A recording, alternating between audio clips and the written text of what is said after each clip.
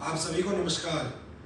जैसा कि आप सभी जानते हैं कि पूरे हिमाचल प्रदेश में भीषण बारिश के चलते काफ़ी जगहों पर नुकसान हुआ है। जो हमारा जिला ऊना भी है, यहाँ पर भी निरंतर रूप से लगातार जो है बारिश के आसार भी बने हुए हैं और भारी वर्षा जो है बीते कुछ दिनों में हुई भी है। तो मेरा आप सभी से हाथ जोड़ के निवेदन रहेगा कि इस आपातकालीन मौसम के दौरान आप सभी सहज रहें, सुरक्षित रहें। और आज मैं आपके बीच में कुछ और मुद्दों पे बात करने के लिए आपके साथ जुड़ा हूँ। जहाँ एक तरफ भारी बरसात के चलते नुकसान हुआ है, हिमाचल प्रदेश की सरकार की जो नीतियाँ बाहर आती हमें नजर आ रही हैं, उससे खासकर विशेष रूप से युवाओं की जो कहीं ना कहीं आकांक्षाएं हैं, जो भविष्य को लेकर उनके ड्रीम्स और एस्पिरेशंस हैं, उनके ऊपर भी पानी फेरा गया है।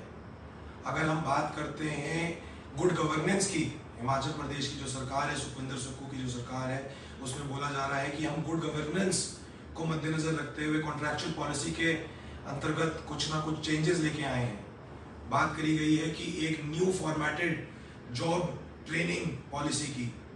एंड मेरा सरकार से ये सीधा सवाल इसके अंतर्गत है कि ये जॉब ट्रेनिंग पॉलिसी का जो आपने क्राइटेरिया बनाया है, क्या ये एक सिंपल आई वॉश है, या आप डेफिनेटिव तरीके से जो है गारंटीड जॉब्स हमारे यूथ को प्रोवाइड करने के लिए कहीं ना कहीं सोच रखते हैं, मंशा रखते हैं, और उसके लिए कोई स्ट्रैटेजी आपने अपनाई है? क्योंकि जॉब ट्रेनिंग जो पॉलिसी है, उसके अंतर्गत आपको ने जो डिग्री करी है, आपको 2 साल की नौकरी दी जाएगी। उसके बाद आपको फिर से जो है एग्जाम देना पड़ेगा, और अगर आप उसमें क्वालिफाई करेंगे तभी आपकी जो नौकरी है उसको एक डिफाइंड तरीके से आगे के लिए सुनिश्चित करा जाएगा। ये अपने आप में बहुत सारे सवाल उठाती है। अगर हम बात करते हैं कॉन्ट्रैक्ट की, अगर हम बात करते हैं जॉब ट्रेनिंग की, तो इन 2 शब्दों में कोई बहुत बड़ा अंतर जो है वो देखने को नजर नहीं आ रहा है। सरकार ने बोला था, मैं भी कांग्रेस गवर्नमेंट का पार्ट था, मैं भी कांग्रेस पार्टी की तरफ से चुनाव लड़के आया था, कि हर एक साल जो है 1 लाख नौकरियां युवाओं को दी जाएंगी। और आज धरातल की सच्चाई ये है कि इसके लिए चाहे हम सरकारी नौकरियों की बात करें, चाहे हम गैर सरकारी नौकरियों की बात करें, इस गवर्नमेंट के पास शोकेस करने के लिए कुछ भी नहीं है। मेरा सरकार से, इस विधानसभा के विधायक से सवाल होगा कि ये जो बीते 1-1.5 साल का दौर गया है, इसमें कितनी सरकारी नौकरियां इस विधानसभा क्षेत्र में और हिमाचल प्रदेश में हमारे युवाओं को दी गई हैं। आंकड़े दिए जा रहे हैं कि 70,000 नौकरियां इस क्षेत्र में दे दी गई हैं, इतनी हजारों नौकरियां जो है गैर सरकारी क्षेत्र में दी गई हैं। ये सिर्फ आंकड़े बताने से कुछ नहीं होगा, हमें इसकी लिस्टिंग प्रोवाइड होनी चाहिए और हमें पता लगना चाहिए कि गगरेट विधानसभा क्षेत्र के अंतर्गत कितने लोगों ने नौकरियों के लिए अप्लाई करा ये बीते 1-1.5 साल के दौर में, और कितने लोगों को ये जो है नौकरियां प्रोवाइड करी गई हैं। और ये जो एक मिस गवर्नेंस का दौर है, ये जो व्यवस्था पतन का दौर है, ये सिर्फ यहीं पर खत्म नहीं होता है। इसकी शुरुआत जो है, ये तो सिर्फ इसकी यहाँ से शुरुआत होती है। अगर हम एजुकेशन की बात करते हैं, स्कूल्स की व्यवस्था की बात करते हैं, हमारे गगरेट विधानसभा क्षेत्र के अंतर्गत जहाँ अभी पहले पिछले 1.5 साल में 3 स्कूल बंद कर दिए गया था। हमारे जीपीएस बमलू बंद करा गया, जीपीएस कमाली बंद करा गया, जीपीएस बे बंद करा गया। अभी जो अधिसूचना जारी करी गई है एजुकेशन डिपार्टमेंट के द्वारा हाल ही में, इसमें हमारा एक और स्कूल कुनेरर गांव में स्थित हमारा जीपीएस टठावड़ भी बंद कर दिया गया है। इसके पीछे क्या क्राइटेरिया है, क्या इसके ऊपर ग्राउंड के ऊपर सर्विस किए जा रहे हैं?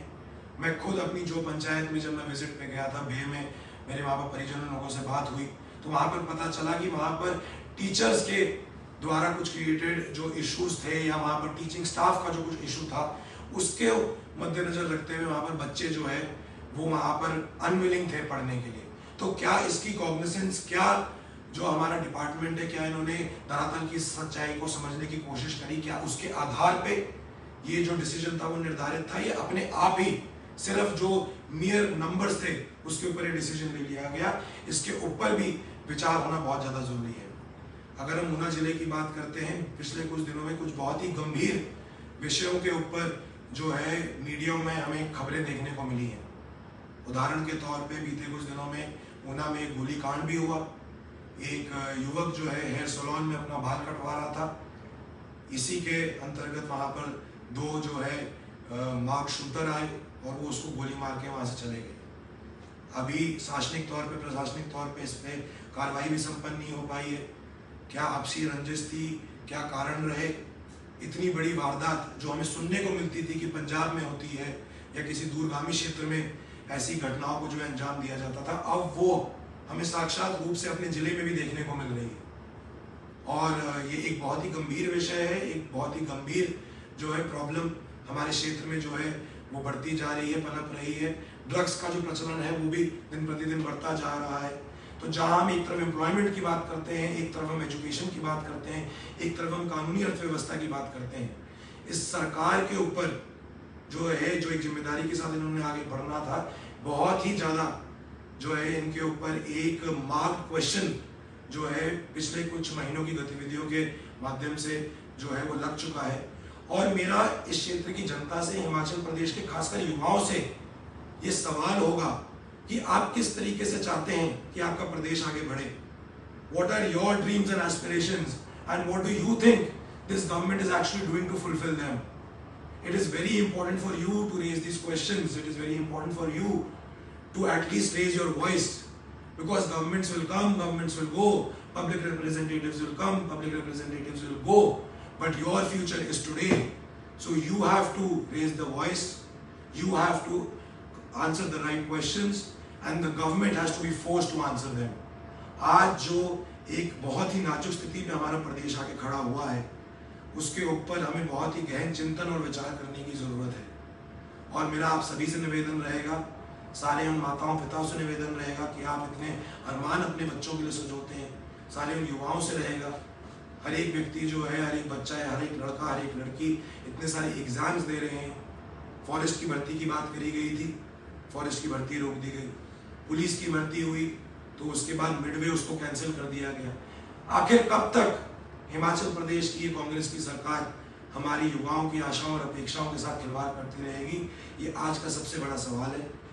इसी सोच के साथ और इसी सवालों के साथ मैं आज आपको जो है अपनी बात को रखते हुए आपके एक क्वेश्चन के साथ आपको छोड़ना चाहूँगा कि what is next for the future of the youth of Himachal Pradesh. इसके ऊपर हम सभी मिलके चिंतन करें, इसी आशा के साथ मैं आपका धन्यवाद करता हूँ। Thank you very much. जय हिंद, जय हिमाचल, जय गगरेट।